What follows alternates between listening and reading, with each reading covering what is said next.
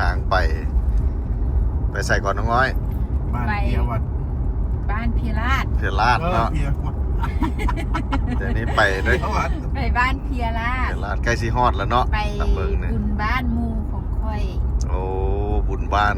ก็คือสิบุญคือเจ้าห้องไปบ้านเกิดวานนี้ตีน้อยตุยเนาะ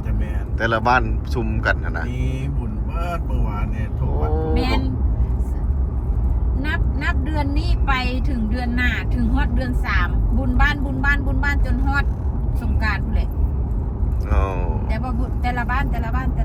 นฮอดสงกรานต์พุ่นเลยเฟื่อนี้มันออกกันเมืองเฟียงบ่จากเด้โอ้โหเหมือนกันวะโอ้ให้นายตาการนี่มีเนาะบรรยากาศดีๆเนาะบรรยากาศดีเห็นภูเห็นผาตุยขึ้นฮอดฮาวายว่ะฮอดเห็นตัวกวงตัวฮอดอเมริกาย่านกวงเป็นแบบนี้ว่ะมีแหละเนาะมีแบบนี้นะว่ะภูตีนผาเลยแต่มันกวงมันโบซีเมนเป็นไฮนาจบแยกแต่มันกวงไปเลยเนี่ยตุยว่าได้ฟิลขึ้นฮอดต่างประเทศว่าสัญญาณกวงแลนออกมาโอ้งามเลยเนาะครับรถระวังแต่ย่านต่ำกวงมันแลนตัดหน้าเขาแล้วต่ำเลยเด้แค่อยู่ต่างประเทศเขาเจ้ากินเนาะมันก็เลยหลายเนาะตอนนั้นนะค่อยเคยมีอันนั้นได้ประสบการณ์ได้ตุยโมเลอันขี่ไปกับอันขี่ไปกับไอ้หักอยู่คอนเนติเกตฮาร์ดเฟิร์ดคอนเนติเกตขี่ไปเราไปอันต่ำกวงพี่กวงแล่นออกมาต่ำแล้วกวงตายไอ้นั่นซื้อวันนี้พี่น้องค่อยขนาดพี่น้องรุ่นไอ้เราก็เอาขึ้นก้นรถวันนี้พี่เอาขึ้นก้นรถเอาขึ้นก้นรถไปนำบาทนี้คาดมันสีสวยตำรวจพูโอเวอร์วันนี้ตำรวจพูโอเวอร์สปีดดิ้งทิเก็ตวันนี้ขี่ไวดีแต่เขาบูเห็นเลือดแล้วก็บูได้ไขก้นรถนะเขาเช็คดรายเวอร์ไลเซนส์แต่ว่าย่านเขาได้กินเลือดนะโอ้เสี่ยวอยู่พี่วัดเสี่ยวได้ตำรวจอยู่พุ่นหันน้องอ้อยเขาจะบ่อยเขาลงรถได้เขาจะจอดเขาปุ๊บแล้วเขาลงมาเถียงเขาแบบเขาปากเลยเขาตำรวจอยู่พุ่นในเขาได้ตบแต่ว่าหัวเข้าเขาเน้นลงดินลงแล้วเขาจะให้เขานั่งอยู่ในรถแล้วก็ให้มือจับคือไอ้ตุ้ยหันบ่ให้เขาจะเห็นมือได้บ่ให้เสื่องมือเขายันจับปืนเลยยันจับปืนยิงเขาเด้มือต้องจับพวงมาลัยสั้นแล้วก็เอาแวนลงแล้วเขาจะตำรวจอยู่พุ่นหันยางมาถามหาใบขับขี่ก็ประกันภัยรถแหละ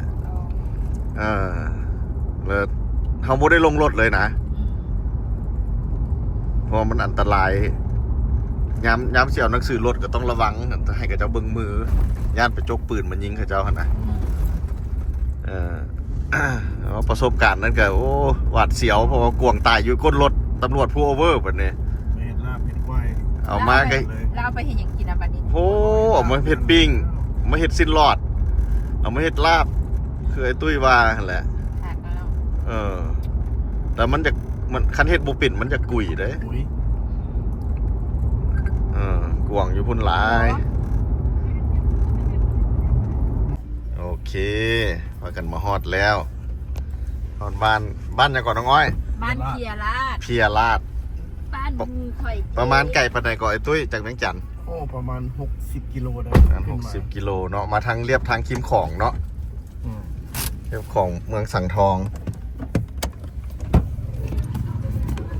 นี่มือนี้มาลิ่นกับน้องอ้อยพามาเฮือนหมู่น้องอ้อยนี่นะใบดีน้อยจื้อกันอยู่วะเจ้าคือไม่เห็ดตับแพงแท้ผมเจ้านี่นะนางน้อยงงว่าเกิดมากูคือบ่เคยเห็นเราจักเทื่ออ้ายอันนี้ไอ้ตุ้ยมอน้อยเกิดมากูคือบ่เคยเห็นเราจักเทื่ออ้ายอันนี้มาเฮ็ดคือฮู้กูนี่สบายดีสาวๆ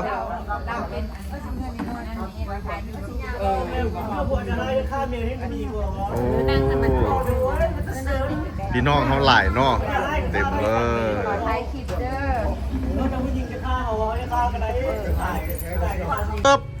สำบายดี สามบายดี โอ้เพลงยุทธเอาเลย ดักแด้เด้อดักแด้ ดักแด้ แซ่บบ่ คอยบอกไอ้ตุ้ยว่าจะกินหลายเดี๋ยวมันบ่มีบอลลง ผู้นั้นเพิ่นว่ากินนั่นกินดักแด้นี่แล้วของชิโบตึกตัก ตาย มันปีนกัน กินอันนี้แหละมันแห้งอยู่บ่ได้น่ะน้องฮู้อยู่บ่ เอากินลงไปซะนะ แต่ว่าขนาดกินเนี่ยน้องอ้อยกับยังว่าย่านสิบ่มีบอลแก้นี่หมดเลยนี่ กินหลายเจ้าบ่มีบอลล ไม่ ง ใช่ละนี่อันนี้นี่น่ะ อันนี้แหละ อันนี้นี่แหละตัวกระตุ้นใหญ่น่ะเจ้าฮู้โอ้ถึกใจ อันนี้ได้เป็นไข่แทนหลวงพระบางอัน เด้ นี้ เขาจะพูดว่ามันขึ้นแนวไหนแล้วหรอก มาหยาบน้องสาวน้อยอยู่ใส่ก่อน หลวงพระบางไข่หลวงพระบางคือกันเด้อไข่บ้านเดียวกับนางอ้อย นี่นะเฮานี่นะอยู่ใส่นี่นะ อยู่เมืองสังทองบ้าน สังทอง บ้านเพลาดบ้านเพลาด เพลาด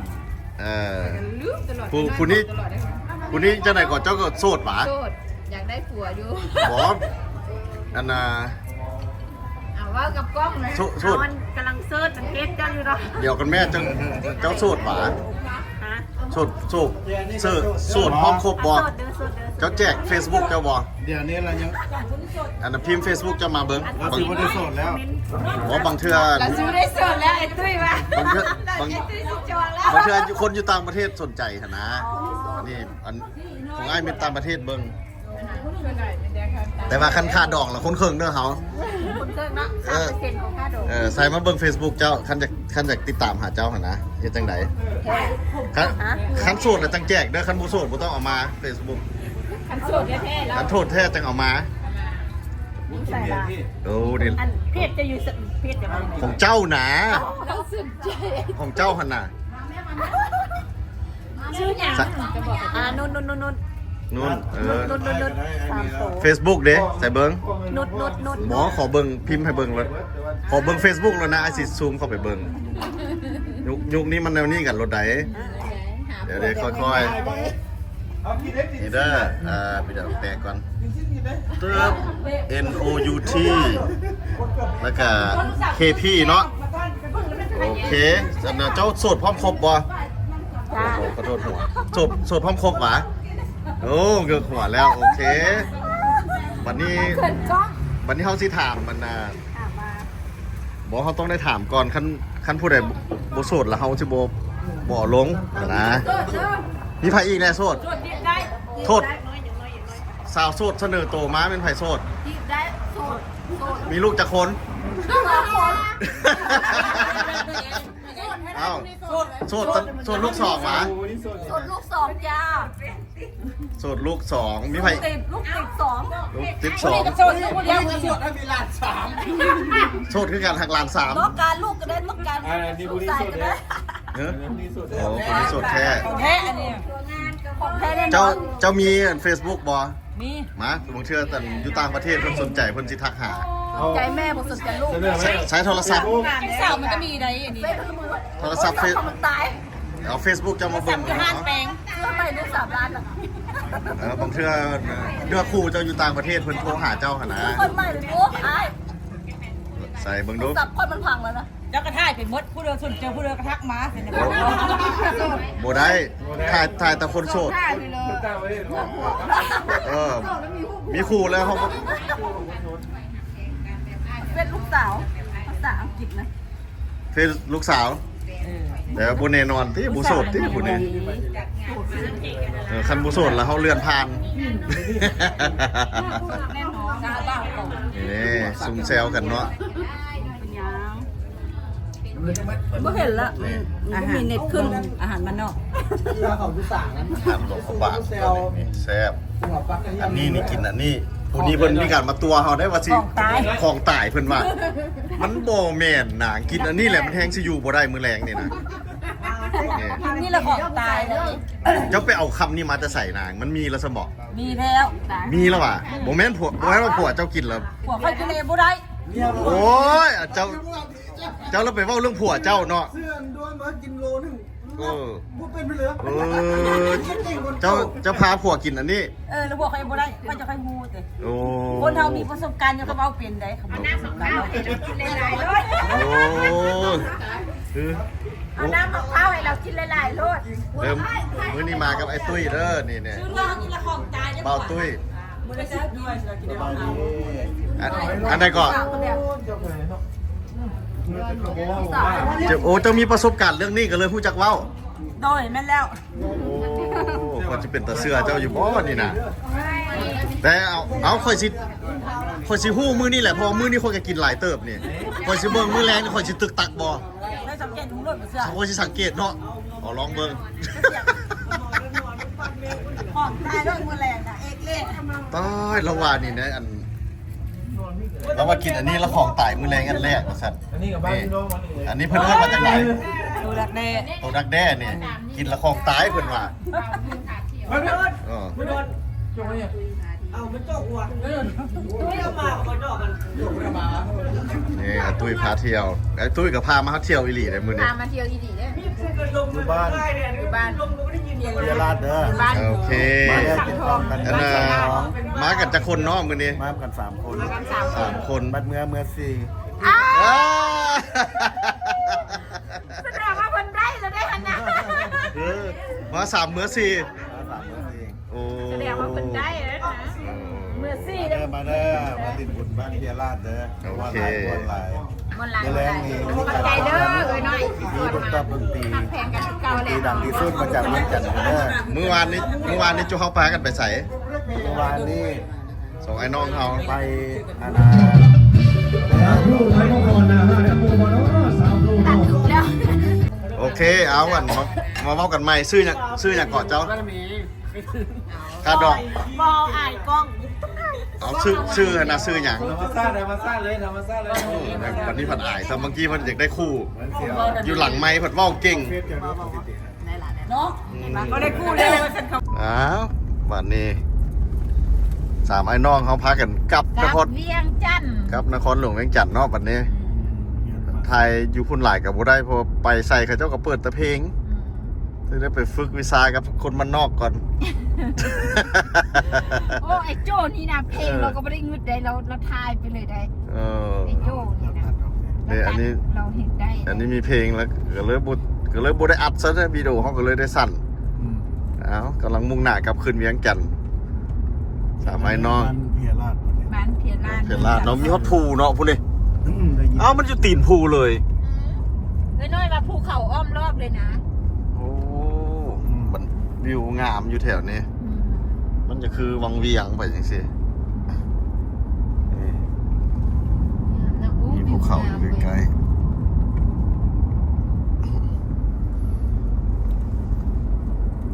เจ้าเอ้ยเอ้ยสาว ๆโอ้ม่วนเนาะออกมา ม่วน น้องอ้อยม่วนอยู่ว่ะ ม่วนโอ้ ม่วน โดนได้มาเจอหมู่เก่าเนาะ ม่วนนั่นเจ้าได้หัวย้อนจูนั่นบอกว่าแต่ละคนมีลูกสาวหมดทุกคน แม่นข่อยได้หัวย้อนข้าเจ้า3 คนนั่น พอ นะผู้ใดกัน ข่าวมัน รู้จักว่าไอ้รัดอยากได้เมียผู้ใดก็โทรหาลูกสาวมันโทรอะไรก็โทรอยู่นั่นแหละ โอ้ ลูกบ่ฮับซ้าย เออ ลูกบ่รับ ใส่โทรไปลูกตัดทิมเลยก็ยังโทรอยู่มึงแม่ โอ้ลูกหันปัดที่ ลูกคือแบบแม่โทรนำหั่นนะ แล้วจริงๆลูก แต่ ก็ แท้ พอใจว่า แม่หันจากโทรอยากให้ได้ผัว ได้ผัวแต่ว่าอันน่ะลูกคันตัดสายแม่ทิมหั่นนะเรื่องของเรื่อง แต่ว่าแม่ก็ยังกุมโทรอยู่เลยขอเบอร์ข่อยไว้อีกเลย แล้วเรามาหลัดได้เห็นในจะบุเห็นวะ เออ เราออกมาหลัดอยู่พี่ มาละแล้วแถมยังว่าแบบว่าอันน่ะเอี่ยง แล้วเราก็โทรอยู่หันเลย แม่เราขอเบอร์เขาอีกได้ แล้วว่าคันว่าติดต่อหาลูกเราแล้วเราสิติดต่อหาข่อยเราว่า โอ้เห็นบอ ให้ ก ข่อยทันถ้าอ้ายไปเราว่า โอ้ เราว่ากับข่อย ไปเบิ่ง นะ น้ำเด้อ ไอ้ตึกเล่นไปหั่นนะ เรายังชวนมือเฮือนเราได้เห็นบางกี้ แล้วก็บอกว่า ลูกสาวเราอยู่เฮือน บ่ว่าจะให้รัดบังแตงไว้ช่วยกับบางแตง เอ ก็ อ ตุ้ยกล้าเว้าเสยโน ค่าดอก บ่ต้องค่าทองอีก บ่ อ๋อจิโทรคำแพงๆเดี๋ยวนี้ คำ55ล้านแล้วเด้อไอเด้อ เออ มาตัดเอาลูกแม่เคยมัน อ๋อ โอ้ ความแต่ง มึงสู้กลัวเป็นไผ่กับจากกันลูกสาวเขาเจ้าเนาะ เพราะว่าข้าเจ้าได้ยินคำว่า เห็นหน้าพร้อมแต่งนี่แหละป้าพากันโทรหาลูกสาวบุญวัน แม่นหวานน้องก้อย แม่นอันนี้เรื่องจริง เพราะว่าเรา โอ้ ว่า เราหานาอยากให้อันนาลูกเราได้ผัว เราบอกข่อยว่าถ้าเราติดต่อหาลูกเราได้หั่นนะถ้าเราสิโทรหาข่อยแล้วให้ข่อยพาเจ้าไปหาเรากับลูกเรา ผู้ใด สามคนท่านเลยนะ ฮะ 3 คนอันนะเสือเหลืองเสือเขียวเสืออันเทาหั่นนะนั่งเฮียงกัน3 คนหั่นนะ มืด3เลยว่ะ แม่นพระเจ้ามีลูกกันทั้ง3 คนเลยหั่นนะ ลูกสาวมีลูกสาว แล้ว เมื่อ อันนะผู้ อยู่เวียงเหมือนเนาะ บอกผู้เสือเหลืองหั่นนะไอ้ตุ้ยอันนะผู้เสือเหลืองหันลูกหันไปเฮ็ดเวียกอยู่เวียง เป็นนางแบบว่าซั่นเป็นนางแบบอยู่เวี ไป ยง เดินแบบอยู่เวียงจันทน์ ไปเดินแบบอยู่เวียงจันทน์ บ่ ว่า ได้ ซั่น เวียงอยู่พุ่นไปเดินแบบ แล้วก็เลยว่าอยากอยากให้ลูกได้ผัวว่าซั่นแล้วพอดีมาได้ยินไอ้รัดเว้าว่าหักจริงหวังแต่งหั่นนะ โอ้สุด พากันจับโทรศัพท์ขึ้นมาวุ่นวันโทรหาลูกเจ้าของเลย นั่น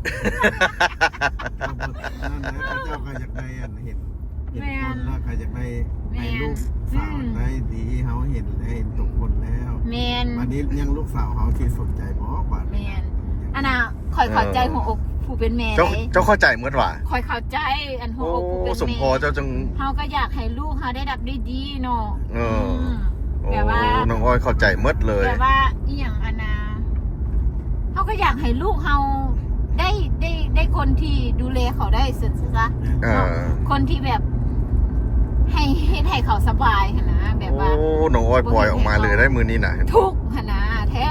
ผู้เป็นพ่อเป็นแม่บ่ได้หวังอหย่างหวังซ้ำนี่เลยบ่ได้หวังสินสอดเงินคำอีหยังจากลูก คันว่าเมียที่ว่าหัก แท้ โอ้น้องอ้อยปล่อยความรู้สึกออกมาหลาย อัน เล นี้ ย เท่ใดข่อยก็คือกันข่อยก็ยอมรับว่าข่อยมีลูกสาว3 คนเนาะ เออ แต่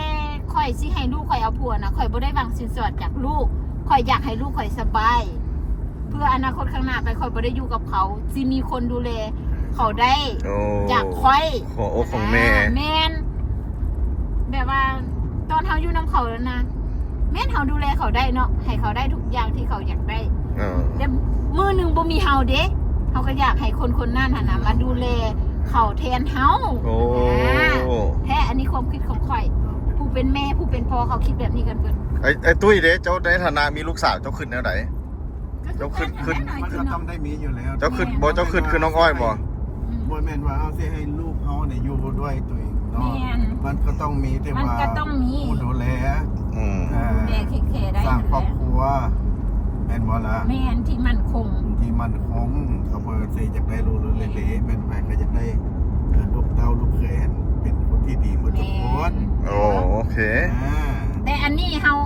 บงการก็บ่ได้ เอาแล้วก็ต้องได้เอาบ่แม่นเฮาบ่หลีกเลี่ยงบ่ได้หลีกเลี่ยงดอกอันเรื่องของอันนี้มันธรรมชาติมันต้องได้สืบทอดกันไปแม่นบ่ล่ะ แต่เรื่องนี้เฮากับบงการบ่ได้ แต่มันก็เป็นเรื่องของบุญวาสนา แต่พ่อแม่ผู้ใดก็สุดยอดอยากให้ สุ ลู ด ก เนาะขั้วโทรศัพท์กันเบิดบ่ แม่น เราเห็นท่าน สุ น่ะ ดยอดอยากให้ลูกได้ดับได้ดีหมดอะไรเอาไปบ่มีพ่อมีแม่ผู้ใดอยากให้ลูกได้ตกทุกข์ได้ยากหรอก โอ้ ข่อยเชื่อแบบนั้นพ่อแม่ผู้ใดสิบ่ฮักบ่หวังดีต่อลูกบ่มี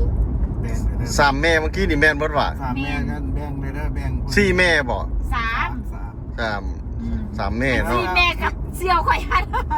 ลูกสาวก็หูงามไม่ได้ เอ ลูก อ สาวน้อย แล้วก็ นะ ตาเรางามเนาะ แต่ว่าน้อยโพด16 นั่น ปี น้อยโพ บ่ ด ทันได้ถ่ายซะเมื่อกี้ เพลงมันแฮง นั่นแหละข่อยเข้าใจดี แต่ลูกสาวคนนั้น แม่ ก็ไม่แต่16 ปีเท่านั้นตอนนั้น บ่อันผู้หนึง17เข้า18แล้ว ผู้อันน่ะเสื้อเหลืองอันผู้ได้ไปเดินแบบอยู่ไทยอยู่อันเวียงหั่นน่ะเออ แต่นั้น16 17เข้า18แล้วสิเข้า18เต็มแล้ว เอาผัวได้แล้ว เขาเจ้าจะให้ลูกเอาผัวเนาะ แม่น ตุ้ย เพราะว่า บ้นนอกเด้ แม่นอยู่บ้านนอกเขาเจ้าอยากให้ลูกสบายอยู่แล้ว เป็นครอบเป็นครัว แม่นอยากให้ลูกเป็นครอบเป็นครัวเป็นฟังเป็นฟ้า โอ้ พ่อแม่ก็เฒ่าแล้วสิได้หมดห่วงหั่นนะความหมายนะข่อยก็คือกันข่อยก็ อยากเห็นหน้าตาว่าลูกเป็นแนวใดลูกหลานเป็นแนวใดสัก ที่จริงนะเอาสั้นๆก่อนพ่อแม่สิจากไปนะเขาบ่ได้อยากเห็นว่าหน้าตาลูกเคยเป็นจังไดเขาอยากเห็นอนาคตลูกเป็นจังไดหลายก โอ้ ว่า เป็นห่วงเหมือนบอก นั่นแหละเขาหมายความว่า ซ้ำกับเว้าจังซี่ข่อยก็ขึ้นฮอดแม่ข่อยคือกันได้นี่ แท้อันนี้นะ พอครอบครัวข่อยก็มีแต่ไอ้รับใจดีผู้เดียวยังบ่มีคู่นำ อยา เขา กเห็นว่า ตัวแม่เที่ยวมาจอบเบิ่งตลอด อนาคตลูกของเฮาเป็นยังไงบ่มีเฮาอยู่ไปเขาสิอยู่ได้บ่หั่นนะ โอ้ ตอนนี้เฮายังซัพพอร์ตเขาได้ แต่ว่า ต่อไปเฮาซัพพอร์ตเขาบ่ได้เขาสิอยู่ได้บ่จากนี้ไปที่บ่มีเฮาหั่นนะ น้องออยปล่อยออกมาหลายเจ้าบ่ได้ซึมติ บ่ บ่ได้ซึมเนาะ ข่อยเว้ากับลูกข่อยตลอดข่อยว่า จะใส่เปิดหูไปก็บอก โอ้ ไอ้ตัวเจ้าเห็นแล้วแต่เจ้า อ๋อครับ เจ้าหาบ่ฮู้ว่ามันไผ มันหลายคนนะไม่ต้องไปเยอะ เจ้าเห็นแล้วแต่เจ้าหาบ่ฮู้ว่ามันไผมันลูกข่อยซื่อ อืมโอ้น้องออยระบายออกมาได้ในหัวอกของแม่เจ้าเลยฮู้หัวอกของ ๆ กับเจ้าหมด3คน ข่อย หั่น เลยฮู้หัวอกของข้าเจ้าผู้ข้าเจ้าเป็นแม่ จริงๆนะ ผู้ที่ว่าแม่ แม่ เป็นผู้หญิง อืม ผู้ที่เป็นแม่ แม่นผู้ที่เป็นแม่น่ะข่อยเข้าใจข้าเจ้าเลยอันนั้นที่ข้าเจ้าแบบบางคนก็แบบ แต่ ผู้เป็นแม่เลี้ยงเดียว หัวอกของไอ้รัฐ เอ้า หัวไอ้รัฐนี่แล้วได้ละป้ายได้ละป้าย ห้วยสิว่าไปอีกชั้นที่ เอาหัวอกผู้ซ้ายอันนี้นะ โอ้ย เออฮักจริงหวังแต่งได้นี่น่ะ ผู้ใดเราหากระว่าไปว่าฮักจริงหวังแต่ง ฮักจริงหวังแต่งได้ อืม แต่ยังบ่เจอคนพร้อมซื่อ อย่าบ่ เอา เจอ เบา คน ดู พร้ บ อ อล ม กันเด้อ ๆอืม แต่ว่า มันก็หันแล้ว ยังบ่ได้เจอคนที่เขาหักเถื่อว่าซั่นซะ เอาง่ายๆเรายังบ่เจอเนื้อคู่ เยอะแต่เนื้อติดขิง เจอแต่เนื้อ โอ้ ติดหนัง ไอ้ตุ้ยไอ้ตุ้ยได้นี่นะก็ถึกใจได้หัวขึ้นบักแห้งๆถึกใจไอ้ตุ้ยถึกใจ เจอแต่เนื้อถึกหนังบ่เจอเนื้อ ทึก คู่ หนังทึกเนื้อ เเจอแต่เนื้อถึกหนัง โอ้ หนังถึก โอ้ เนื้ งา อน นี้ครับเว้ย โอ้น่ะเว้าเรื่องอื่นไปเลยได้ไอ้ตุ้ยเว้าเรื่องเนื้อติดหนังเลยนี่เอา เนื้อติดหนังติดเนื้อไปว่าเรามัก เจอแต่เนื้อติดหนังหนังติดเนื้อเดี๋ยวยังบ่เจอเนื้อคู่ ยังบ่เจอเนื้อคู่ ยังบ่ เถื่ เจ อ อเนื้อ เนาะ คู่เชื้อยังเจอแต่เนื้อติดหนังหนังติดเนื้อ โอ้ โอ้ม่วนอ่ะม่วนปะ ม่วนแล้วออกมาเขตนอกประมาณชั่วโมงหนึ่งเนาะเอาออกมาเนี่ย ชั่วโมงหนึ่งเมืองสังทองบ้านเพียราช อืม คอยก็หากันได้มาตะกี้เราก็อยู่หลวงพระบางน้อยๆนะไทยบ้านเดียวกัน แต่ว่าเดี๋ยว ไทยบ้านเดียว ผม กัน มีลูกหนึ่งกันเนาะ ผู้เรามีลูกหนึ่งอะนะผัวเราอะนะ อันนี้ผัวเราอยู่นี่หวะ แม่นอันนี้เป็นบ้านผัวเราตะกี้ข้าเจ้าก็อยู่หลวงพระบาง แต่ว่าเรานำมาอยู่กับผัวเรา ไม่ซิโก้ได้แม่ปลัก คือข่อยเว้าคันแหละที่จริงข้าเจ้าปะกันไปบ่ได้ติ กับเอามาโล ที่ ด จริงนะข้าเจ้าปะกันไปรอบนึงแล้วน้อยก็ไปเอาผัวใหม่ นี่วะอันนี้ นี่แหละน้อยก็ไปเอาผัวใหม่ เดี๋ยวตอนเขาจะป้ากันเพิ่นมีลูกสาวผู้นี้ละวะ นี่ตอนนั้นข้าเจ้าปากันเขาหอมยัง3 ปีข่อยยังอยู่ในข้าเจ้าหั่นแหละ ซื้อข้าวหอมหวะ แม่ สาว ลูกสาวเราซื้อข้าวหอมตอนข้าเจ้าปากันหันข้าวหอมได้3 ปี นี่เป็นจักปีก่อนครับขึ้นมาเอากันใหม่ แล้วข้าเจ้าปากันแล้วน้อยนี่ก็ไปมีผัวใหม่ ตา อันน่ะไอ้น้อยก็ไปมีผัวใหม่ ทุกคนก็บ่ได้ลูกมาแล้ว ป้าเหลือเชื่อเนาะไปมีไม้กันเบิดทุกคน แม่นปากันได้ประมาณ 3-4 ปีจนข้าวหอมได้7-8 ปีข้าเจ้าก็แบบจังใดฮู้ข้าเจ้าก็กลับมาอยู่นำกันคือเก่า ป้ามันเป็นมีเรื่อง แล้วตอนนี้ข้าวหอมก็ได้14 ปีแล้ว โอ้มันเรื่องแท้เนาะตัวนี้ เรื่องแท้เรื่องจริง ทุกคนไปเอาผัวใหม่เมียใหม่กันเมด แมนน้อยก็ไปมีผัวใหม่ได้ไอ้น้อยก็ไปมีเมียใหม่ได้ผัวก็ซื้อน้อยอีกได้ อ้าว เมียก็ซื้อน้อย แล้วเขาเจ้าก็ไปเอาเมียใหม่ผัวใหม่แล้วพอไปอีก3 ปี4 ปีเขาเจ้ากลับมาอยู่นำกันอีก โอ้ แท้ตอนเขาเจ้าปากันเขาหอมได้3 ปี คนที่ขับคืนมานี่ ไอ้ตุ้ยขึ้นวันแนวไหน แม่นน่าจะเป็นลูก สัญญาณหักกันบ่ มันปลาบ่ได้เดี๋ยวไปทางไหนก็ได้โทรหาลูกคือเก่า ก็เลย โทรหาลูกได้แล้วขอว่าน้ำแม่แน่เหมือนบ่ล่ะ ตอนนั้นน้อยๆเราก็เคยเปิดห้างนวดเด้เราจังไดก็บ่คงบ่เข้าใจนำกับเจ้าเนาะตอนนั้นจุข่อยก็อยู่นำกันข่อยกับน้อยๆ โทร กั หาน เมียก็ล้มดีอยู่คือทอนเจ้าดื้อก่อนคือทอนเจ้าดื้อกัน โอ้ แล้วต่างคนต่างปะน้อยกับปะผัวใหม่เราไอ้น้อยกับปะเมียใหม่เราแล้วก็มาเอากัน คืน ตาย อันนี้เรื่องจริงเรื่องจริง ๆเลย โอ้ ข่อยกับบ่ฮู้ข่อยก็บ่ได้ถามเราว่านั่นมีแต่ข่อยถามเราเทื่อนึงว่าเอ้าจะกลับมาเอาพ่อเขาหอมคืนวะแม่นว่าซั่นหักเขามันเราเอาสิ ก็เลยว่ากลับมาหาเขาเพิ่นว่าสิข่อยก็บ่ฮู้แล้วก็ก็บ่ได้ถามต่อเนาะเรื่องครอบครัวข้าเจ้านั่นแหละแต่อันนี้เรื่องจริงข้าเจ้าต่างคนต่างไปมีเมียใหม่ผัวใหม่ แล้วเขาเจ้าก็ปะผัวใหม่เมียใหม่เขาเจ้ามาเอากันคืนมีจริงไอ้ เหลือเสือเนาะ แมน แล้วเขาเจ้าไปป้ากันเฉยเนาะผู้ใหม่หั่นน่ะ กาบฮู แบบน้องรถซาดทั้งสองคนเนี่ย อันนี้ บานมาส่งเมียไปนอนน้ำโมเนาะ แต่ต่างคนต่างไป เอ้ากระแมนตัว ต่างคนต่างไปริมรถ ส่งเมียไปนอนน้ำหมูแล้วตุ้ยว่า บ่พอใจที่บอกบ่พอใจ ไป แล้วก็เล น้อย งร ว่า ถซาดใหม่ ก็เลยว่ากลับมา ครับมาหาทานไฟเก่าเนาะ แม่นสิแรกเขาเจ้ามาทานไฟเก่าเบาๆกัน มันมีจริง เออบ างคนนะ ผัวใหม่เมียใหม่ปะเนี่ยเนาะครับ แม่น หน้าใหม่ บางคนขนาดปะกันไปเป็น10 ปีก็ยังกลับมาอยู่กับกันคืนก็มีได้ไอ้ตุ้ย มีมัน มี ก็ แค่บ้านข่อยหลายเยอะแยะ มีส่วนหลายมันจะเป็นอย่างซี่เหตุผลที่ว่าคือสุขสุข ลูก กันเนาะต้องมีผู้หนึ่งอยู่นำลูกนำเต้าแล้วบ่ได้เอาลูกกับผัว อืม แต่เอาผัวนี่ต้องไปเอาเมียใหม่ อืม แล้วกลับคืนมาเอาเมียเข้าคืนนะมีหลาย อืม มันนี่เหตุอันนะเคสตัวนี้นี่ ต่างคนต่างไป ต่างคนต่างไปเอา แม่น ไปสร้างครอบครัว แล้วไปป้าอีก กลับคืนมาเอากันใหม่อีก แมน แสดงว่าเอา อุ้ย แสดงว่าเขาจะเป็น ไป เนื้ ท อ ด คู่ ลอง กัน ไปทดรถอันนั้นอันทดลองอันรถชาติใหม่ เออ ส่งเมียไป แสดงว่า ไปนั่นแหละอยากรู้รสชาติเลย อ๋อแบบว่า ก็ประมาณนี้ แค่อันนี้เรื่องจริงครอบครัวเขาเนี่ยเป็นแบบนี้เบ้าแล้วโบแมนมาไข่คร โอ้ อบครัว อยาก เขา ข เนี่ย ยาเดซาถูกคันเมียข่อยโดนน้ำกัดลาแต่ผัวใหม่ อืม แล้วมีแฟนใหม่ คุณน่ะบ่หาก ลับ ภัย ขึ้นมานี่เขาเอาบ่ได้เลย โอ้ เจ้าก็ ย มี เออ หมายความว่าเจ้าก็มีไอ้ตุ้ย แฟนบ่มีข่อยก็เอาบ่ได้ โอ้ย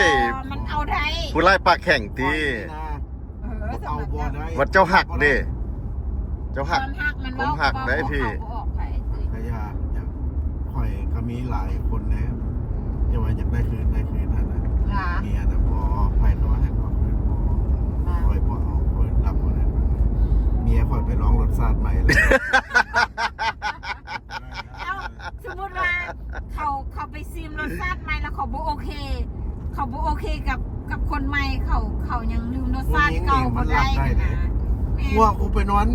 น้ำอีนี่อีน้อยอีใหญ่กลับคืนมาก็ยังหลับได้อยู่ รับได้ แต่ว่า ความหักเขาหักได้ ผัวเนี่ยนะโอ้เมียควรแล้วไปนอนน้ำผู้อื่นแล้วมากลับคืนมามันแผ่เอาได้เลยมันยากยาก ที่จริงมันก็คือการแถลงตุ้ยข่อยว่า แต่ส่วนผู้ชายนี่จะมีเปอร์เซ็นต์น้อยมันรับเขาได้ โอ้ บางคนเนาะอยู่นำกัน แน่ไห อยู่นำกันแล้ว มึ แบ ง บ ไปร ว่า ถมึงอะไรมึงอยากขับคืนมา เป็นได้หันยังหักเข่าได้หลายตุ้ยเลย หากกูได้ลูกเต้าเก่าไว้ตั้งหากแม่มันเก่าไว้ตั้งหาก ยังหักเข่าตัวเองกับโลนรี่บุ้ยไผ่อีกแบบนี้ เอาซ่อเอา แม่อีนางกับมาถึงจังหวะแบบนี้ บ่แล้วเขาแล้วมาข้ามขาเมียเขาอยู่เนาะ เอ้า เขาเลิกแล้วเนาะเจ้าก็ เลิ ยั ก ง ขายา โอ้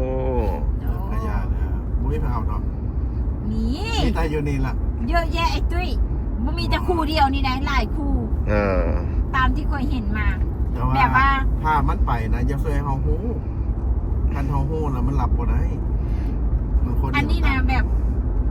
เคสนี่นะมันถือว่าเคสผัวเมียเนาะก็เคสผัวเมียอีกเคสหนึ่ง อืม ก็หมูของข่อยนี่แหละผัวไปเฮ็ดงานอยู่นอกแล้วเมียลิ้น แต่ผัวก็ฮู้เลยผัวก็บอกลิ้นไปรถแต่กูกลับไปมึงต้องเลิกลิ้น เขาก็ยังหักได้ไอ้ต้อยแท้หมู่ข่อยนี่แหละผัวมันบอกว่ามึงลิ้นไปรถตอนกูบ่อยู่แต่กูกลับไปมึงต้องเลิกลิ้นมึงต้องอยู่กับกู เออ อันนี้ขอโทษที่เว้าบ่สุภาพว่ากูว่ามึงอันนี้มันเรื่องจริง หาคันเมียเจ้า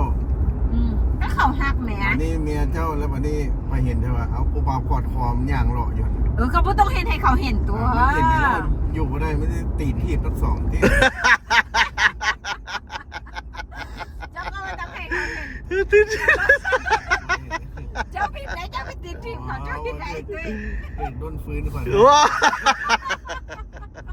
รับบ่ได้บ่ได้ เจ้าผิดเต็ม โอ้ อย่างกระยะเลยคำติดคอติดคำมาเขามาหักกูได้นะ ๆแบบว่ามึงสิลินก็ลินแต่บ่ให้กูเห็นสิวะ บ่เห็นเลยจะสวย บ่ให้กูเห็นกูฮู้สิวะแต่กูหักได้แต่คันกูเห็นกูฮู้หักบ่ได้สิวะ แต่ป้ากันไปแล้วก็ยังไม่เห็นใส่มึงยังไม่เห็นใส่กูแล้วตอนนั้นเลย โอ้ นี่เป็นบาดเป็นแผลยังเป็นแผล โอ้ ดแผล ใช่คือรถบักนั่นทั้งอีเนี่ย โอ้บาดแผลมาสัน แท้เลย โอเค จะเห็นเลยจะเห็นเลยคนไหนรับได้ค่ะเอา บางคนเขาเจ้าก็หักได้บางคนก็หัก แต่ บ่ได้ สำหรับไอ้ตัวเนี่ยรับอะไรรับ คือ เจ็ด สำ ขัน8ขัน5ขัน8ขัน12ขัน20บนมากระยาน โอ้ไอ้ตุ้ยหับบ่ได้ หัก สัน คืนหว่า บ่รับ โอ้ สั่นเลยได้เนาะ ทำได้เยอะเอาต้นฝืนอะไรให้มัน โดนฝืนเขาก็สิเรียนหนีเจ้าตัวเขาสิมาหักเจ้าอย่างอยู่หันโดนฝืนเขาสิบ่แล่นหนีไปเอาผู้ใหม่พุ่นตัว อืม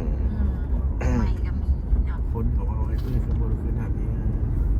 เมียผู้ใดล่ะอยากถามมีหลายเมียเป็นอย่างซีแล้วมันผ่านไปทางอื่นแล้วก็ไปแล้วก็ไปเลยรถหนึ่งบุมี2รถ เมียเก่าเจ้าก็อยากกลับมาหาเจ้าอยู่ว่ะ โอ้ย อยากกลับมาแต่เจ้าบ่เอาสิว่ะจะต้องเอาหน้าไปเลยว่ะบ่กลับหลัง ทำดีที่สุดแล้ว มันเพลนจังซีละ เนาะ เจ้าไปนอนน้ำคนอื่นแล้วสิมานอนน้ำเขาอีกเขาบ่เป็นหมาอยู่ข้างบ้านเนาะไปเฮ็ดได้แน่คอมเมนต์เข้ามา โอ้ เขาก็ล่างเด้ ล่างกระยา มันสิเอาไฮเตอร์มาลอกเอาล่างจาก3กล่องนี่ก็คือเข้าครับ โอ้ไฮเตอร์มันว่ามันสิบ่พังกว่าเก่า ให้มันสะอาดเนาะ เอ้ามันสิบ่พังกว่าเก่าว่าเอาไฮเตอร์มาล่าง โอ้ ข่อยก็คือกันคันว่าอันใดที่ข่อยทิ่มไปแล้วข่อยก็บ่เก็บมาคืนแต่ว่า เป็นของเศษไปของเสียไปเลยรถ แม่น มันบ่อึด โอ้ มันบ่อึดดอกมันหาได้อยู่อันใดที่เราบ่พอใจเราทิ่มไปแล้วก็คือทิ่มไปสิดีเสียดีกลับมาก็ ทิม บ่ ก็ เอา คือทิม ทิ่มก็คือทิ่มแต่ว่า เป็นหมู่กันได้ เป็นหมู่กันได้เว้านำกันได้ แต่อย่ามาขอดคอให้เห็นนะ เอาเลิกกันแล้วเขามากอดให้เห็นกันบ่ได้ป่ะ กอดอยู่ทางอื่น โอ้เลิกกันและได ที่มานั่นกอดคอให้เบิ่งอยู่เนี่ย แต่ ก เลิ ระ ก ยาเขาตัวเขากอด เลิกกันแล้วแต่บาดแผลยังเพ้อเพ้ออยู่ว่ะ มีบาดแผล ยังมีบาดแผลเก่าอยู่ โอ้ กับเขาขอมากับซิมเบิงรสชาติก็บ่ได้วะ บ่ได้ไม่จะซีมเลย บ่ให้ซิมอีกโอ้ย กินหมอกไม่รถมึงจะไปกินหมอกเขาอ่ะ ว่าบางเทื่อเขาอยากซิมรสชาติเด้ บ่ได้เลย ว่ามันยังสิคือเก่าอยู่บ่หั่นนะบ่ได้บ่ บ่ได้ โอ้โหใจดำเนาะ เลยใจดำอย่างนี้ใจดำเลย โอ้ รับบ่ได้รับประทานอะไร ว่าโอ้เจ้าบ่คิดว่า เจ้าบ่คิดว่าเจ้าเป็นคนฝ่ายทิมของกวนสิบ่คิดแบบนี้เด้อหวะแม่ มัน ว่า ย้อนสาเหตุที่ว่าคอยรับบ่ได้นี่แหละ เจ้าจึง มัน ทิม ต้องได้ เขา หนี อะ โอ้ยทิม เจ้าทิมเขาห ร รือ อบ ว่า ส เขา อง ทิม มาเขา เจ้า จะเสียขอนกขอไว้บ่ไปโลดต้องขึ้นมาแต่ว่าผมเว้านำมึงได้ เออ เป็นมิตรกันได้ อืมแต่ว่าสิให้กลับมาสิ ขับขึ้นมามันเป็นเมียนบ่บ่ได้ บ่เป็นเมียก็ได้บ่เป็นแฟนก็ได้แค่แบบว่าซิมซื่อๆหั่นนะแบบว่ารสชาติจะคือเก่าบ่ โอ้ หั่นนะ เอาตอนเมาเด้อนั่นน่ะซีมองอื่นแล้วไป ซิมก็ซิม ซีมันมาหลายปีแล้ว เออมันก็คือเก่าแล้วเนาะ เข้ากันแล้ว โอ้ปั่นไปดัดแปลงมากันใหม่เด้เอาอันนะเอาอีหยังคือเจ้าว่าหันล่างอะนะมันก็ใหม่เด้ ไฮเตอร์มาล้าง ไฮเตอร์ล่างมันก็ใหม่เด้ โอ้ยูคือเข้านะ เอาบัดเขาไปยกหม้อมาเด้ หมอคือเข้าพี่น้องคอยเด้ อ่ะ พี่น้องคอยใครว่าจะก็มีเงินเนาะเพราะว่าคนนั้นคนนี้ดอกเดียวเพราะว่าพี่น้องเสร็จ อืม เขาจะเขาเป็นหยกมาเหมือนกันทั้งลุงแต่ลุงหดหัวคนละ แม่นว่ะ จะปวกก็ยังว่าอยู่ปวมักลิ้นเนี่ย เอ อยู่ อ เพราะมันเป็นเด็กมันเป็นกินเด็กหน่อยเนี่ยรสชาติเด็กน้อยมันเป็นอะไร เนาะ เขาเอาจุกเอาใจมาลงทอดปึบเลยบักฮาบักหงโคตรพ่อโคตรแม่มึงทำเองกระจ้าหันละ อืม มาโดดมาก็โคตรพ่อโคตรแม่มึง เด็กน้อยก็คือการตายหันแล้ว อย่างนั้นคาเบ้าเนาะ อย่างนี้บอกกล้า มันให้ความสุขเขาได้เนาะสวรรค์มัน แล้ว ไม่ขึ้นไม่เนาะ เออแล้วเจ้าลองคบเขาไปโดนๆมึงดูฉัน อันนักยามา นี่ พวกไปนะ ฉันอนาตอนที่เมียเจ้าอะนะบ่เคยผ่านเป็นเด็กน้อยมาก่อนบ่เขาก็เป็นเด็กน้อยมาก่อนเฒ่ามาเขาก็เป็นนี่ อันนี้มันมาเจอเขาเลยเด้ครับพวกเขาเลยเด้มันก็ต้องไปอย่างอื่นเปลี่ยนไป โอ้ยคันพูด ผู้ใดเมียเก่าเจ้านี้อยากซิมเจ้าคืนก็บ่มีบุญวาสนา บ่ แล้ว มี เนาะ บุญวาสนาจักคนบ่มี5คนก็ย้อนแบบ จนมีหาเมียพุ่นน่ะตุ้ย เจ้ามีหาเมียพุ่นน่ะ เอาเธอละเมีย นั่นแหละ ก็นั่นหั่นแหละว่าเธอละเมีย เมีย หั่น บ่ แห แม่ ละ นแต่ว่าผู้สาวมาอยู่นำแล้วเป็นแฟนแล้วเป็นเมียนะบ่ต้องเป็นเมียเลย เมียตกเมียแต่งแท้ๆนี่ว่ะ บ่ แต่งเลย หาเมียว่ะ ข่อยยังบ่เคยแต่งจากเมียนี่พี่ เมียหนึ่ง เอา กุม น้องเอา จาก เบิ่งแม่น้อง ยังบ่เคยแต่ง เมียหนึ่งกุมจากปี แต่มีแต่ผู้สาว ปี 2 ปี 3 ปีสิว่ะ ไปซะแล้ว2 ปี3 ปี หาเมียนี่เจ้ามีลูกจากคน 2 คนนั่นนะ หาเมียมีลูก2 คน 2 คนนั่นนะ ผู้ที่6นี่ได้สิแต่งมื้อใด วันที่6ก็ยังบ่ได้ว่าเมียยังบ่ได้ว่าแต่งมันกันไปเรื่อย เออ โอ้ซิมเขา ๆคือผู้ถึงใจแท้ๆแล้วโอ้ยกขันหมากไป2 คน แน่บอกคือไอ้ลันว่า3 คน 3 คนป้าผู้ใดก็จับโทรศัพท์ขึ้นมาว่าซั่น เมียข่อยผู้หนึงนะอยู่นี่ ผู้ใดก็จับโทรศัพท์ขึ้นมาเอาโทรหาลูกสาวว่าซั่นเอาโทรหาลูกสาววุ่นวันได้นะ ล้มกันได้อาทิตย์ โทร เดียว บ่ติดก็โทรอยู่นั่นแหละ เพราะว่าอาทิตย์นะ6 มื้อนี่แหละ5-6 มื้อนี่แหละมีหมู่แนะนำให้แล้วว่าตุ้ยเจ้าเอาแล้วเป็นโสดแล้วว่าเป็นโสดคนต่อไปคือเทคเอาอะนะ อืม เทคมีเอาอะนะ โอ้ พอแล้วไปขึ้นลงพระบาทพอแล้วไปถ่ายรูปนั่นคอนเทนต์ซื้อเป็นโสดคนต่อไปแต่มีคนเข้ามาจะเป็นพาเมียเราเป็นโสดแล้วขอมีหมู่ได้เลย เออ มาก็นัดกันไปกินข้าว เออ นัดกันไปกินข้าวเท่านึงแล้วสองมากันไปกินเฝอ อืม เป็นเขามาไว้ตุ้ยข้าเจ้านักคอยแท้จริงใจแท้เลยให้เจ้ามาถึงทาง เออ แล้วถึงพอเจ้าจะท่าเขาถ้าเขาเห็นอีหลีได้ เออ พออีกทิศหนึ่งแล้วประสิทธิ์ขับขึ้นเมฆาพอไปยืมมดเงินคำข้าเจ้าคนน่ะมันให้ข้าเจ้าทางมาจะไปพึ่งเรามาอย่างเอาพี่น้องไปเลย ให้กากรวดเตี้ยว่าคอยอันน่ะคอยนั้นเป็นคนเห็นอีหลี เออ อันจะบอกคนมาเขามาอีหลีเลยมาขอมาแต่งอันนั้นเหตุ อันนี้ก็บุญ มันสาเหตุแน่แบบเดียวกันมั้ยของเราเหตุผล อืม ได้ใจหลายพอได้ อืม